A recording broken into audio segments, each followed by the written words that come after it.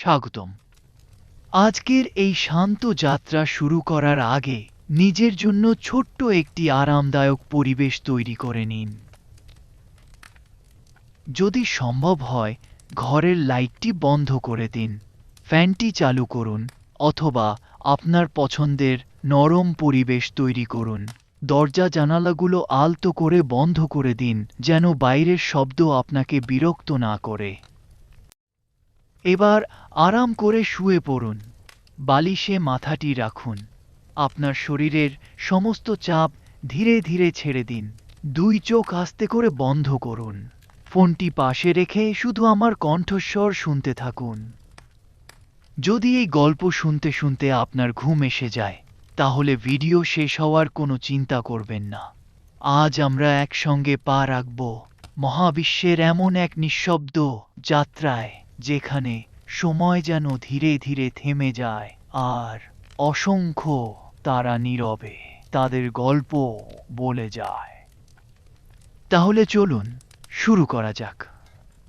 ভাবুন, আজ থেকে প্রায় 10,000 বছর আগে পৃথিবীর কোথাও একটি ছোট্ট পাহাড়ের ওপরে আপনি একা বসে আছেন। চারপাশে কোনো শহর নেই, কোনো বৈদ্যুতিক আলো নেই, কোনো গাড়ির শব্দ নেই, শুধু নরম বাতাস আর মাথার ওপরে বিস্তীর্ণ রাতের আকাশ। আপনি ধীরে ধীরে মাথা তুলে তাকালেন। হাজার নয়, লক্ষ নয়, মনে হচ্ছে যেন কোটি কোটি ছোট্ট আলোর বিন্দু আকাশ জুড়ে ছড়িয়ে আছে। আজ আমরা যাদের তারা বলে চিনি, হাজার হাজার বছর আগে মানুষের কাছেও তারা ছিল এক বিশাল রহস্য। কেউ ভাবত এগুলো দেবতাদের চোখ, কেউ বিশ্বাস করত প্রতিটি তারা একজন মানুষের আত্মা, আবার কেউ মনে করত আকাশের ওপারে আরেকটি পৃথিবী আছে, যেখানে অজানা প্রাণীরা নীরবে আমাদের দিকে তাকিয়ে আছে। সেই সময় মানুষের কাছে কোনো টেলিস্কোপ ছিল না, ছিল না আধুনিক বিজ্ঞান, ছিল শুধু কৌতূহল। আর সেই কৌতূহলই মানুষকে প্রথমবারের মতো মহাকাশের দিকে তাকাতে শিখিয়েছিল। এখন কল্পনা করুন, আপনি ধীরে ধীরে পৃথিবী থেকে উপরে উঠতে শুরু করেছেন। নিচে পড়ে থাকছে পাহাড়, নদী, সমুদ্র, শহর, তারপর পুরো পৃথিবী। একসময় পৃথিবী একটি ছোট্ট নীল বলের মতো হয়ে গেল। চারদিকে শুধু গভীর নীরবতা, এমন নীরবতা যা পৃথিবীতে কখনো অনুভব করা যায় না। আপনার সামনে অসীম কালো মহাশূন্য। দূরে সূর্য একটি উজ্জ্বল আলোর বিন্দু, আর তারও অনেক দূরে অসংখ্য তারা, যাদের আলো আপনার কাছে পৌঁছাতে হাজার হাজার বছর সময় নিয়েছে।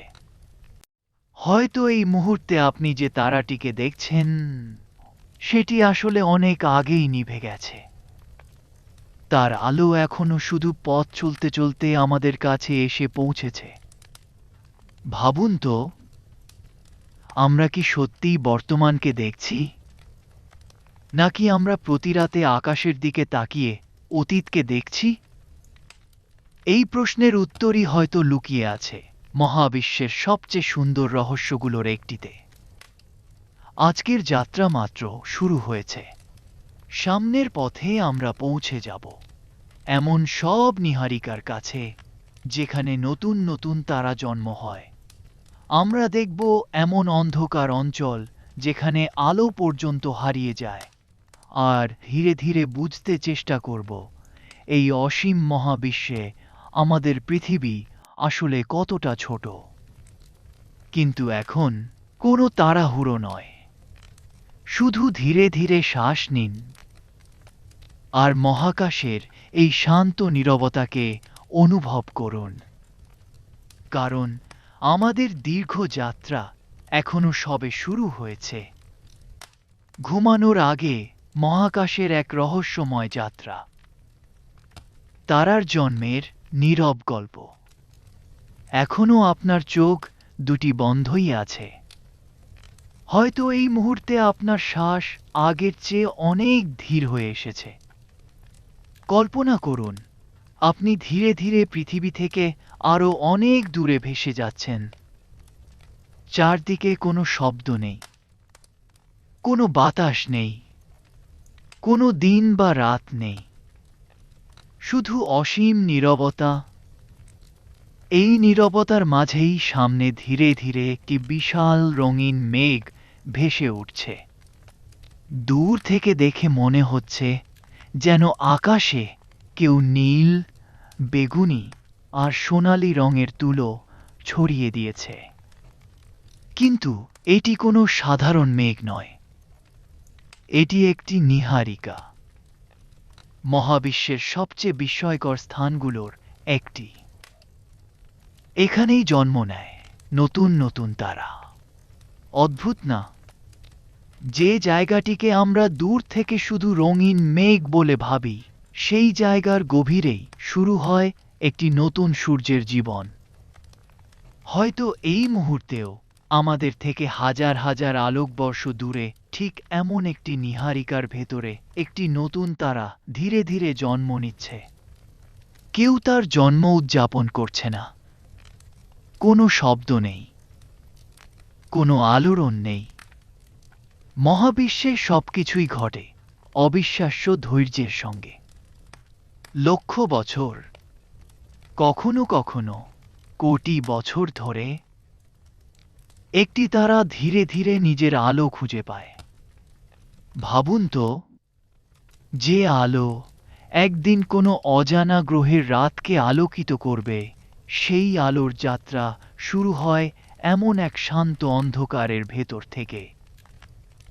আপনি ধীরে ধীরে সেই নীহারিকার আরও কাছে চলে এলেন। চারদিকে অসংখ্য ধূলিকণা আর গ্যাস নীরবে ভেসে বেড়াচ্ছে। তারা যেন কোনো অদৃশ্য সুরের তালে ধীরে ধীরে একে অপরের দিকে এগিয়ে যাচ্ছে। সময়ের এখানে কোনো তাড়া নেই। মহাবিশ্ব কখনোই তাড়াহুড়ো করে না। হয়তো এই কারণেই মহাকাশকে এত শান্ত লাগে। আপনি যত গভীরে যাচ্ছেন, ততই অনুভব করছেন এখানে ভয় নয়, বরং এক অদ্ভুত প্রশান্তি লুকিয়ে আছে। এখন একটু কল্পনা করুন,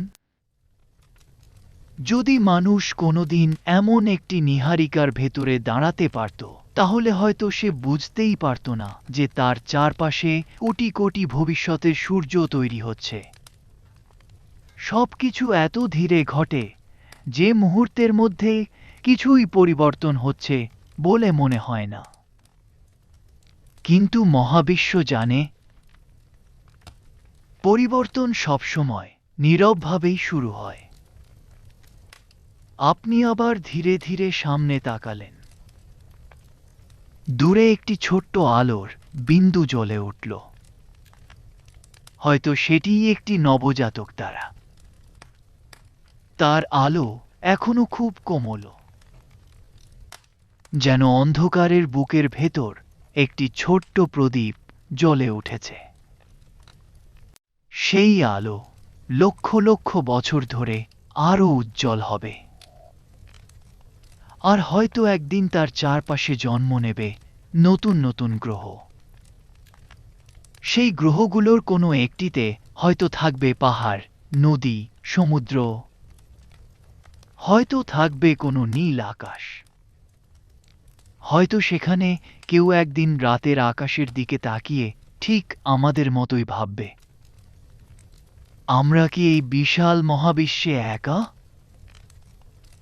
এই প্রশ্নের উত্তর আজও কেউ জানে না। কিন্তু প্রশ্নটি মহাবিশ্বকে আরও রহস্যময় করে তোলে। এখন আরও একবার ধীরে ধীরে শ্বাস নিন। মনে করুন, আপনি এখনও সেই নীরব নীহারিকার ভেতর দিয়ে ভেসে চলেছেন। সামনে আরও গভীর অন্ধকার অপেক্ষা করছে। আর সেই অন্ধকারের মাঝেই লুকিয়ে আছে মহাবিশ্বের সবচেয়ে রহস্যময় এক শক্তি, ব্ল্যাক হোল। অন্ধকারের হৃদয়ে ব্ল্যাক হোল। ধীরে ধীরে আপনি এখনও মহাশূন্যের সেই অসীম নীরবতার ভেতর ভেসে চলেছেন। চারপাশের তারাগুলো যেন আগের চেয়ে আরও দূরে সরে গেছে। এখানে আলো আছে, কিন্তু সেই আলো যেন খুব সাবধানে পথ চলেছে। আপনার সামনে ধীরে ধীরে একটি অদ্ভুত অঞ্চল ভেসে উঠছে। এটি কোনো গ্রহ নয়, কোনো নক্ষত্র নয়। এখানে কোনো উজ্জ্বল আলো নেই,